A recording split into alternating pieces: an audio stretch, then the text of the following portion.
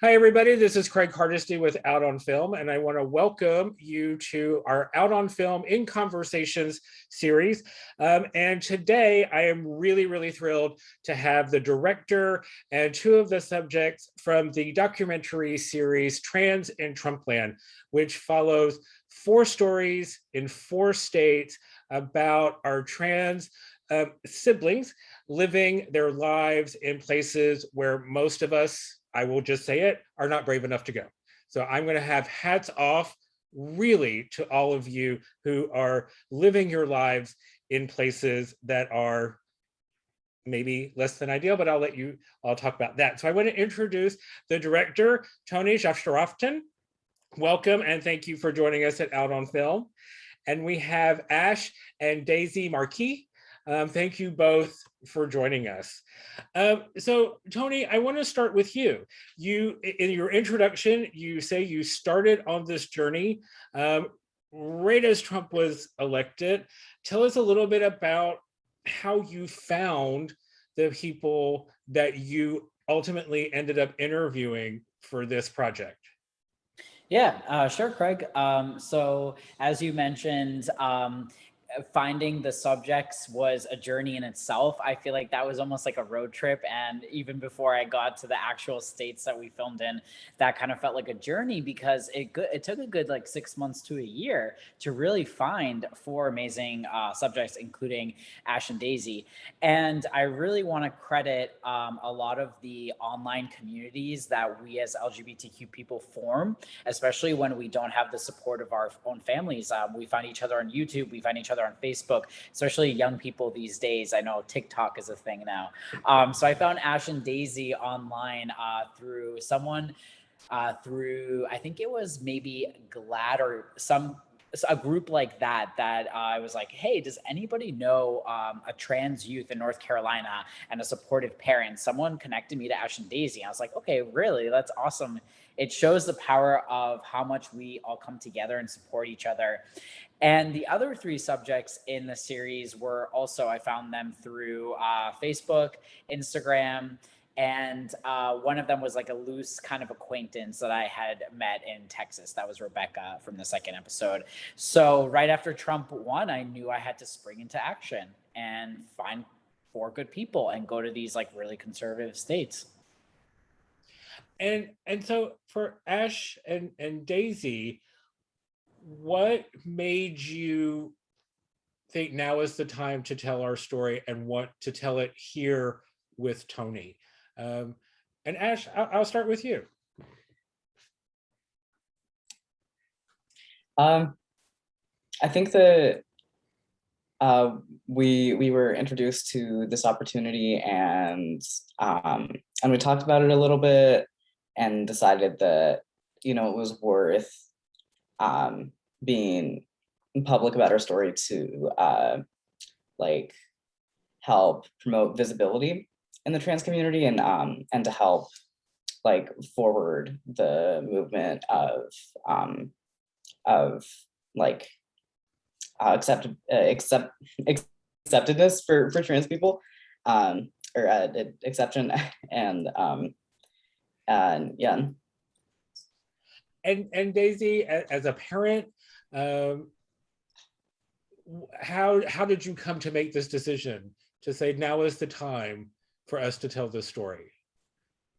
It wasn't really easy. We definitely had a lot of conversation. We had to talk with Ash's other parent, and we had to find a sense of safety with the idea of being so exposed. And I think ultimately I found my ability to feel peaceful with it, and the idea that I started to feel like, if something bad happens, then we're going to be part of the story of, the whole history of the LGBTQIA plus community and all that all of us are experiencing as we interface with the, cis heteronormative world. Right. And, that if that's our contribution, then that's our contribution, but that we needed to be participating. And Tony, one of the things that that kind of struck me throughout all four of the stories that you tell. People are very vulnerable with you. So there is a real safety that you provide them in terms of being able to be open, being able to express themselves really authentically. How did you go about as a director, creating an atmosphere where people would be able to be as vulnerable as they are on screen? Yeah, no, I think that's a good question. I think for me, a lot of connection and safety came from the fact that I'm a trans man myself, and a lot of the crew was trans or queer in some way. And I think that kind of like tight knitness that we had, and also that open identity that we had, made people feel safe, made all the four subjects feel safe. And I think not only that, but I had very honest conversations, like Daisy and Ash mentioned. Before I even came to film everyone, I said, this is going to be emotional. This is going to be intense. You are going to be a public figure in a way. Are you okay with that? And I think that preparation allowed us to really be open about how we felt, if there were any limitations to a certain aspect of sharing one's story. And I think also what helped, especially I'll speak to my moments with Ash on film, is really also opening up to the subjects about my story and what I went through with my parents, my family, and my journey. And I think that allowed each subject to see me as human, not just the director, and really connect with me. And I'm really happy for every subject, because every person opened up their homes to my crew and I, and really, really gave of themselves in those days of filming. So I'm very grateful for that. One of the things that struck me in particular with you and Ash and Daisy is the scene where you show Ash pictures of yourself before your transition, and compare to the same age that Ash at least was at that point. And that really beautiful moment where we think, it seems like we've come so far, and then I'm not sure that we've come very far at all. So kind of, Ash, what's that moment like for you to be at this point in time? Where do you find, like when you think future, what do you think? I think that the future is a lot more accepting of trans and gender diverse people. Seeing the progress that we've made so far, it's astounding, and it's also too little, too slow. So I don't know how soon this like new step in the future is going to come about, but I think that sometime in the future, everybody's going to be introducing themselves with their pronouns, and trans people can get the care that they need from medical professionals without having to overperform their genders and prove themselves to be the gender that they say they are. And I think those are some big things that we're moving toward, I hope. And Tony, kind of as you kind of reflect on that scene, kind of how far we come and where we have to go, kind of where does that leave you as a director, as a trans person, as a person in the community? Where do you think we are? Yeah. I think specifically like meeting Ash and just learning more about trans youth. I'm hopeful for trans and queer youth. I think even for me, I'm mid-30s, and just looking back and seeing how far we've come since the 90s and 2000s, when I didn't even have the internet. So I think that's great that like artists like Little Nas X and all these like queer artists, like amazing, that's great. That did not exist in the past. So I think there is progress, but I think similar to what Ash said, we need a lot more. I think we need a lot more federal legislation for trans people, specifically mandating that all 50 states cover trans surgeries. That's one big thing that I think we should do. And also just, I think more protective laws in all 50 states. Like, why should I, as someone who lives in the Northeast, have more rights than Ash and Daisy in North Carolina, or someone in Texas or Mississippi? So I think I want to focus on decreasing the inequalities between states. I think that's really important. And Daisy, one of the things in your segment, in your episode in particular, that really struck me, and I hope other people who are watching it, is, you know, and it's something that both Ash and Tony were just alluding to, is how we are told what we're able to do with our bodies. And it becomes so clear in your episode of just how almost maniacal a heteronormative approach to just what we're allowed to, you know, what we're allowed to do with our bodies, and the violence I think that we impose on trans people and trans violence. Talk as a parent. I mean, you talk about trying to get testosterone, you know, and trying to help your son. Talk to us as a parent about kind of what that's like when you're being told what you can and can't do with your bodies. It's wildly frustrating. It's wildly frustrating, and it makes me feel really disempowered. And like Ash was saying, I feel like I have a certain level of performance that I have to put forward for the insurance company and the pharmacy, as well as the doctors, when I'm regularly on the phone with them. We just had our insurance just switched to managed care, unfortunately, and we had to go through everything again. We had to re-experience everything that we experienced before my kids were approved to get medication, because of paperwork and coding stuff that happened. And I go back through, every time there's a hiccup, I go through all of this mental discord in which I'm trying to process how much of this is my anxiety or defensiveness. You know, like, are these people withholding medical care from my kids because they don't like us and they think that my children shouldn't exist and that it's not okay to be trans? Or is this just the way that the insurance is, which is, you know, a whole nother topic. Right.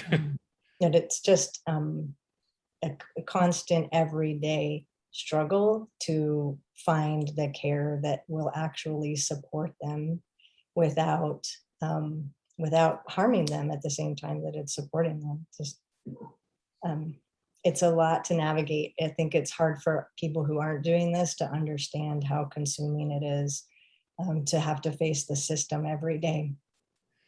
And kind of, as you just described, almost relentlessly so.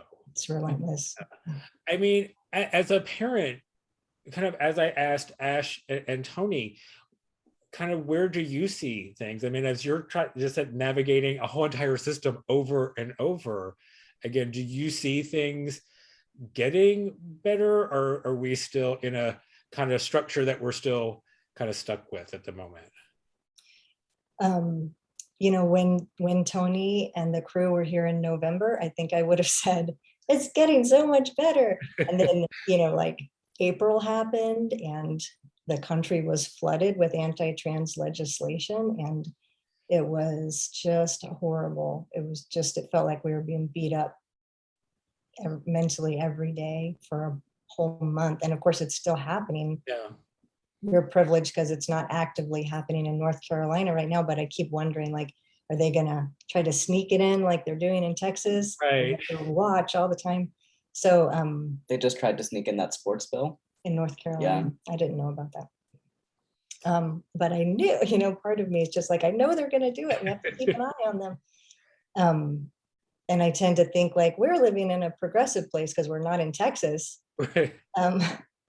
But then the reality, and I hear you say something like, thank you, those of you who live in scary states. Like, I guess North Carolina really is not progressive, actually. Well, we're in Georgia, so I'm not sure that we're that far off. Right. Well, at least you're in we are not, yeah, we're not much better. But Tony, one of the things that, you know, I think that you kind of weave through all the stories just really so well is everyone's sense of place. We are used to, as queer people, fleeing. I mean, that's just what we do.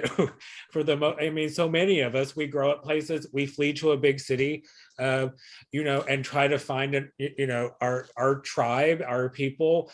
But everybody is rooted in place, and it's meaningful. So talk to us a little bit about kind of as you go to these various states, what place means to everyone, and having Yeah. And I think like that was a central kind of part of the series, is showing that there's trans and queer people everywhere. And I think that's important. And I think to show less like LA and New York City queer stories, they're great, those are great stories. But what about the people that have it the hardest, that are living in these deep South states or these Midwest states? And I think kind of showing every person their location, I think what it does show is that the people that are resisting in this way and staying put, those are the people that we need. Those are people we need on the ground, whether they're just existing and just going about their lives, or they're active, activists and they're politicians and they're nonprofit leaders. So I think capturing each person in their location, like in North Carolina, the woods, the kind of like this sense of, like ruralness, I think was really important to me, because it kind of shows that beauty and love exists and family exists no matter where we are in the world. And so I think kind of rooting each person to their time and space was intentional as a like resistance tactic, to kind of show like no matter what Republicans or Trump supporters want to do, we're not moving, we're going to stay put, right? And that's my hope, is that all 50 states can become more free. We'll see. Yeah, I mean, it really is. I mean, because, like I said, I mean, we're used to not staying. And when you're experiencing people and their stories, like you said, that are rooted in the resistance and like, I'm not leaving, so I guess, Daisy, was that ever an option? Did you ever think about, we just need to go someplace different? Or you're like, this is my home and this is it? I think about it every day. But I also, when I hear you say those words, I think I don't know if it's most people, but so many queer people cannot afford to move. Right. So we have to do this. But I literally think every day, would it feel different?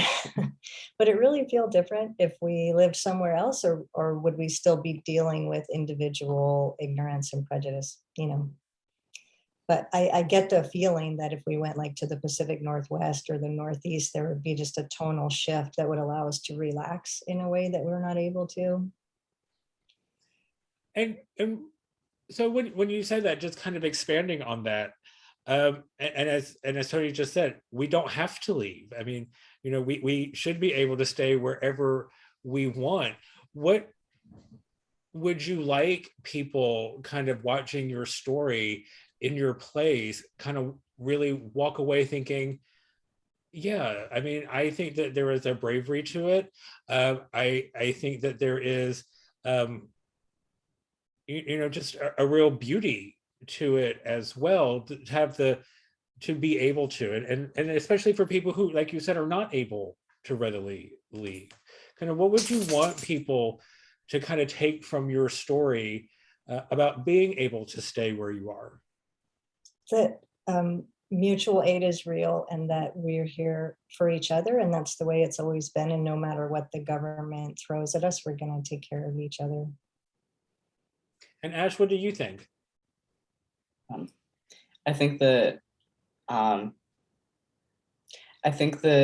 folks can like step up to like activism positions more easily when there is like when there's a necessity to.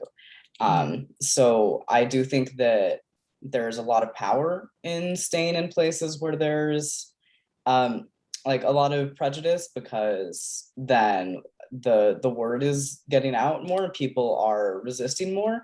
But that's also a lot of stress, and it's a lot of work. Like I was one of the organizers of a protest against the anti-trans legislation that was happening this spring. And it was great to do that. We had like maybe a few hundred people show up in support of us. But it was also incredibly stressful, and it was a ton of work, and just the emotional labor was immense. So it's difficult, and there's also a lot of value in it, in facing that adversity. And Tony, one of the things that I thought that came through so well, and that as you've profiled everybody, is just the enormous amount of strength that people have.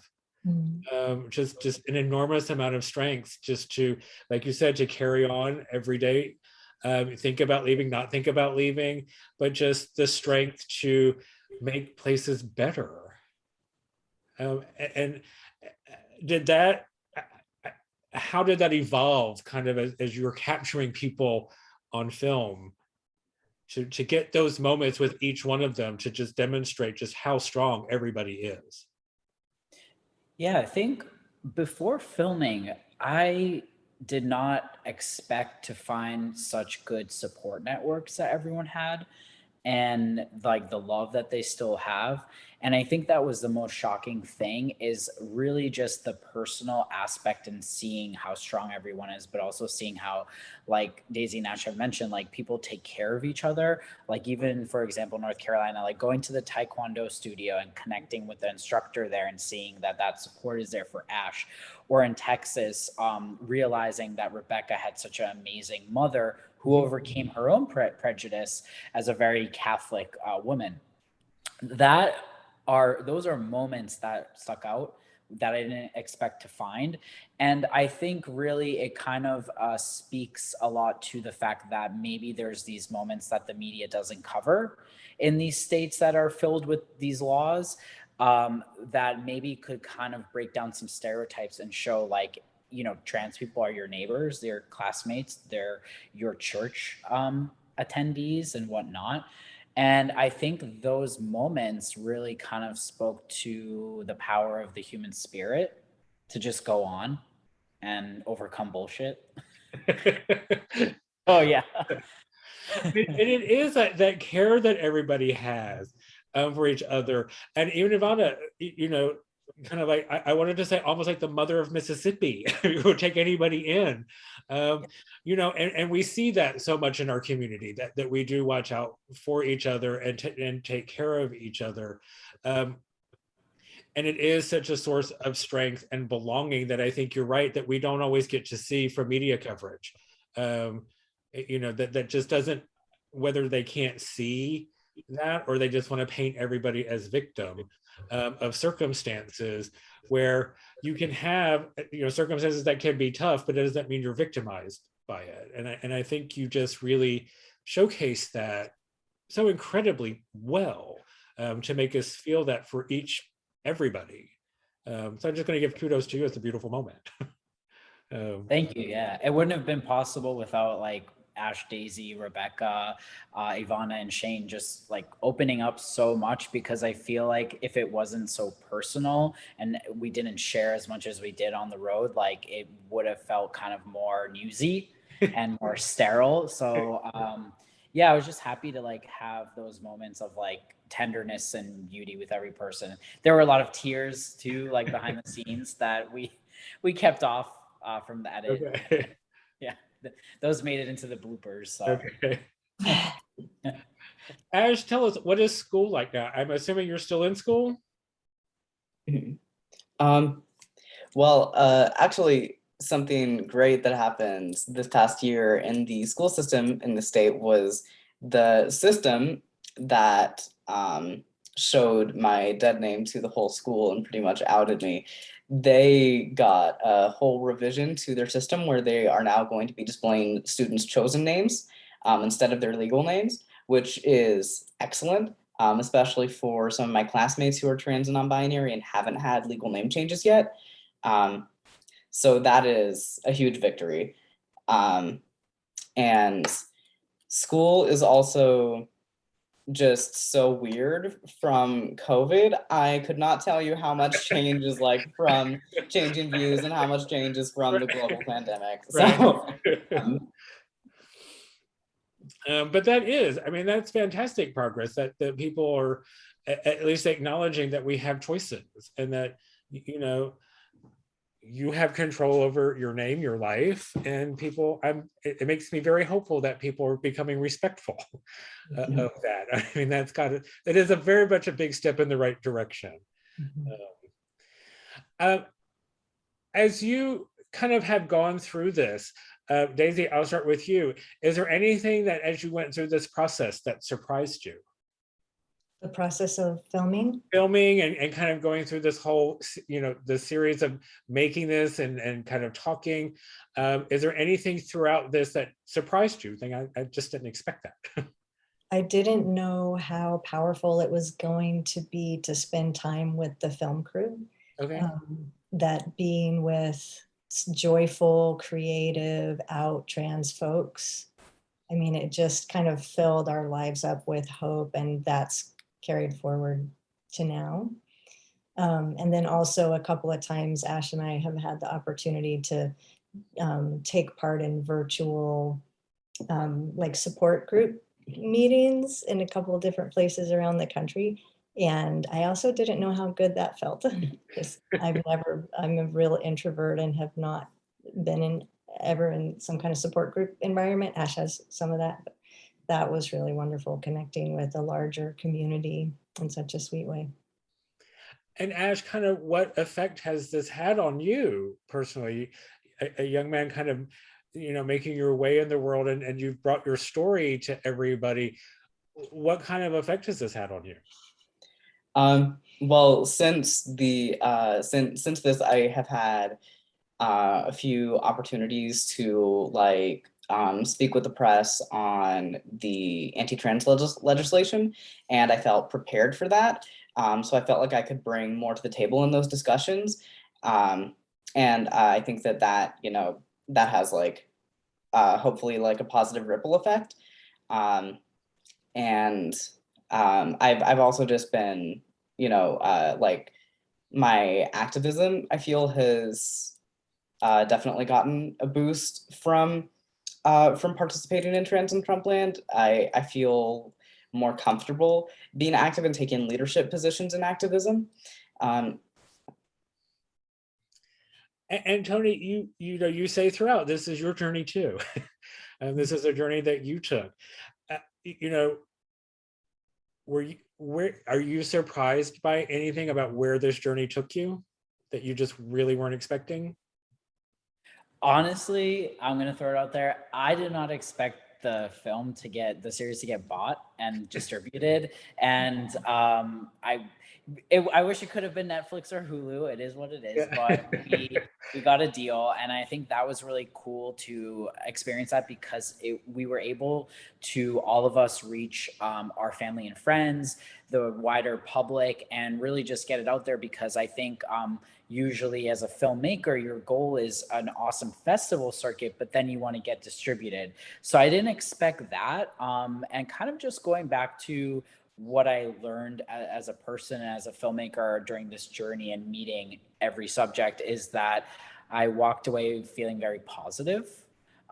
Just knowing that Ash and Daisy and Rebecca and Ivana and Shane are where they are and they're fighting for our rights really inspired me.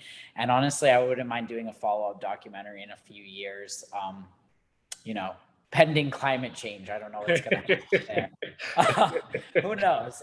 We may be able to kayak to each other or something. But yeah, I would say I didn't expect it to reach such a wide audience, which is really been cool. And kind of what's the reaction been as you've put this before audiences? I think for me, with maybe some of the festivals that aren't LGBTQ necessarily, I was just in Richmond for their film festival, will be in Nashville.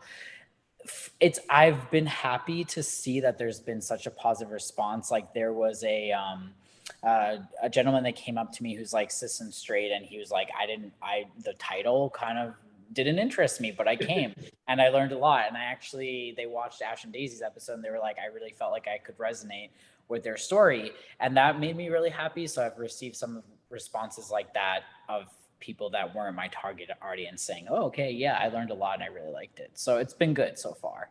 Yeah. That's good. And you say you have distribution. So kind of what's next? You're doing a festival circuit and.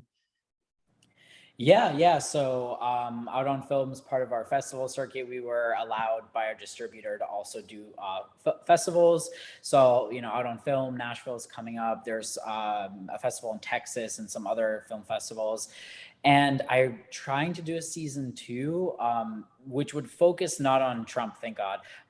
It'll focus on the red states, just like this theme of that it's still bad with Right. Biden land, with these like anti-trans laws. So kind of shifting to that and seeing where I'll go next. Excellent.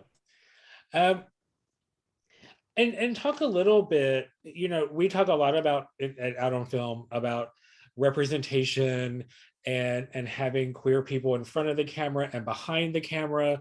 I'm going to give you a little bit of a platform, Tony, about how important it is to have, have us, queer community, queer people behind the camera, the crew, director, writers. I mean, how important to make, to tell authentic stories is that we support our community. Yeah.